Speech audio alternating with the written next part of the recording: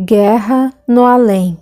Interação entre os dois planos da vida. As comunidades se formam, pois, também em zonas umbralinas.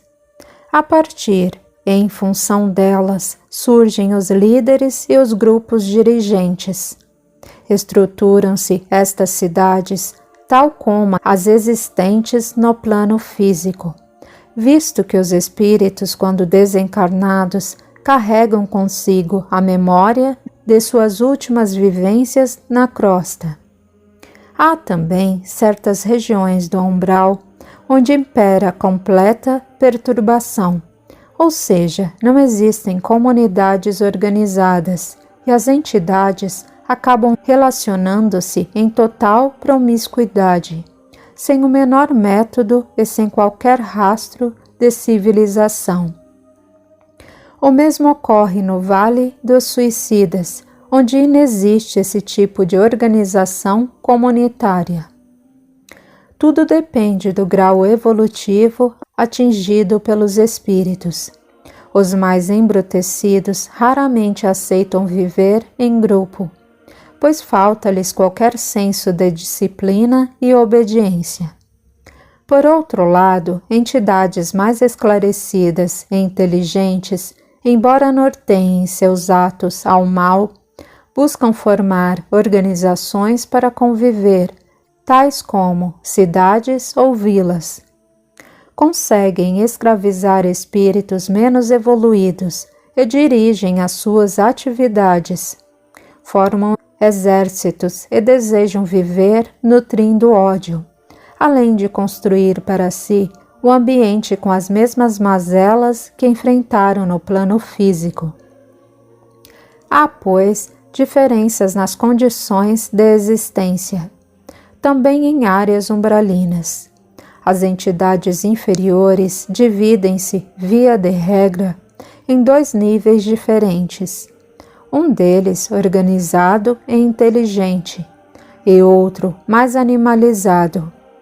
Esta última categoria costuma ocupar regiões abissais, quase na completa escuridão, ao lado de zonas reservadas aos suicidas. A primeira prefere acomodar-se perto de cidades espirituais e próximos a postos de socorro, pois aprecia a luz, embora à distância. Nas cidades construídas por criaturas em zonas umbralinas, a luminosidade, apesar de bastante fraca e sem brilho. Em suas formas de organização existe também a rivalidade, e grupos inimigos lutam entre si, visando alcançar a hegemonia de uns sobre os outros, além de buscar atacar cidades espirituais evoluídas, tais como Alvorada Nova e seus postos de socorro. Outra de suas atividades é acompanhar de perto a vida dos encarnados. Os espíritos de parco esclarecimento e os habitantes do Vale dos Suicidas raramente conseguem prejudicar diretamente os homens, justamente pelo seu precário entendimento. Permanecem vagando até que são aprisionados pelos mais inteligentes e recebem orientações das mais diversas, passando, aí sim, a representar perigo concreto ao plano material. Espantado com o relato, perguntei: mas tudo gira em torno de comunidade com líderes e organização, tal como no plano físico? E os obsessores pertencem a um grupo também? Nem tudo, respondeu-nos o nosso guia. Está relacionado às cidades formadas em zonas umbralinas.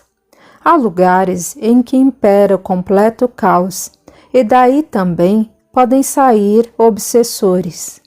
Nem todos os que habitam essas regiões são tão embrutecidos e ignorantes que deixam de obsidiar os encarnados. Há inteligências voltadas ao mal, Essas, portanto, é que mais influem no comportamento dos habitantes do plano material. Existem obsessores vivendo em comunidade e outros que vagam pela crosta ou mesmo pelo umbral, sem vínculos grupais e atuando individualmente. E tais grupos ou comunidades têm nomes ou denominações? Sim, podem ter. Continuou Shin. As construções edificadas em zonas do umbral, erguidas com matéria-prima rudimentar encontrada nessa região, buscam espelhar-se naquelas existentes na crosta, apesar de não o conseguirem plenamente, tornando-se meras caricaturas, geralmente disformes. O castelo que mencionei no início, onde se realizava a reunião, abrigava o posto chamado Pátria e Força e situa-se em local próximo ao posto de socorro número 5, num cenário semelhante a um imenso e lúgubre pântano. O seu interior era iluminado timidamente por uma luz em tom avermelhado, até como reflexo de suas rústicas paredes na mesma cor. Os líderes em torno da mesa falavam e gesticulavam ao mesmo tempo. Muitas opiniões eram proferidas e a maioria queria organizar grupos para participar ativamente da guerra que se avizinhava no plano físico. O ambiente era rude, pesado, mas não afetava os presentes, já acostumados com a tal vibração. Por corredores tortuosos podia-se atingir outras salas e também as masmorras, onde estavam aprisionados vários espíritos, vítimas de escravização.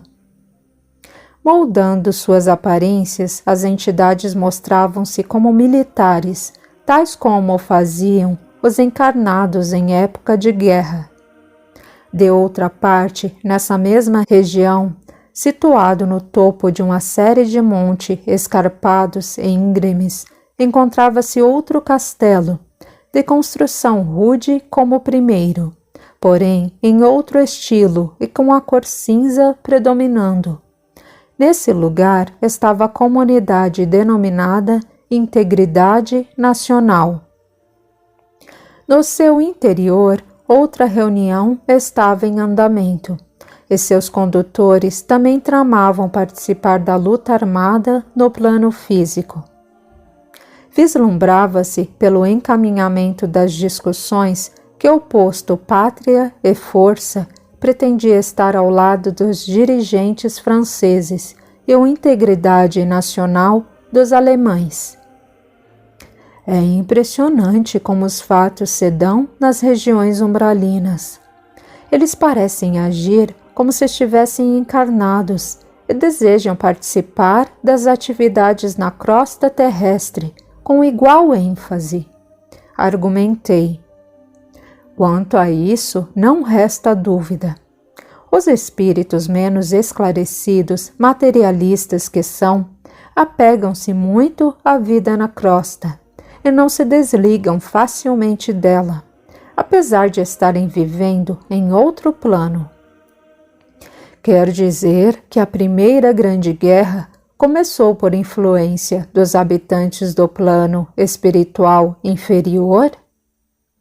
Não, os encarnados a causaram, como aliás dão origem à maioria dos males que os afligem. Entretanto, quando o conflito tornava-se bastante próximo, as criaturas umbralinas muito contribuíam para a tomada das piores decisões. Se um líder encarnado está para decidir se vai ou não guerrear, pode sofrer a influenciação de espíritos inferiores e acabar optando pelo mau caminho.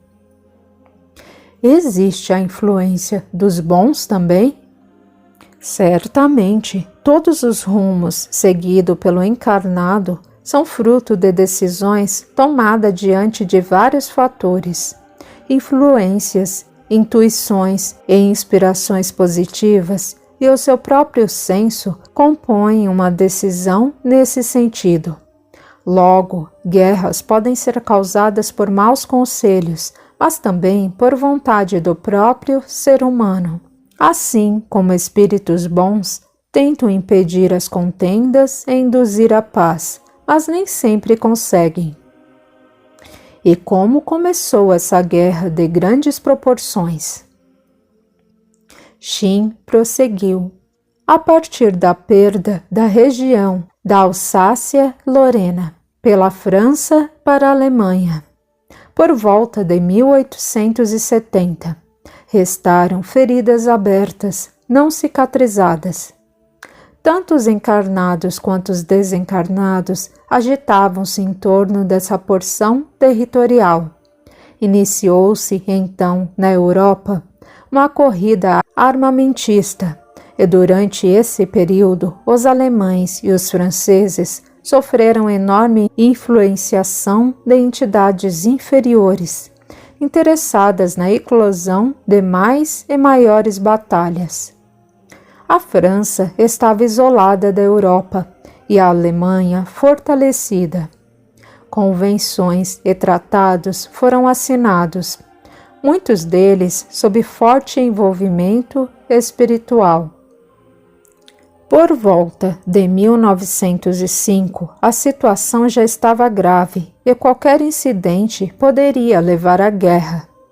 Entidades ligadas à França concentravam-se no posto Pátria e Força, e as vinculadas à Alemanha na integridade nacional.